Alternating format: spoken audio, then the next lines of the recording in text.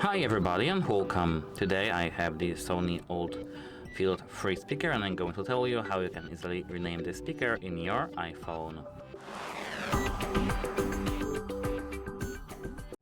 So at first we have to enter the settings and now we have to enter the Bluetooth.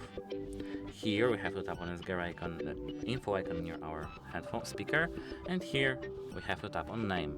Now we can modify our name, deleting everything, adding some random letters or emotes, and if you are done, we have to click done here.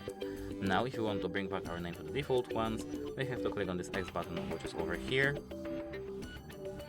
I have to correctly tap on that and click done. And that's it. Hope it helps you and goodbye.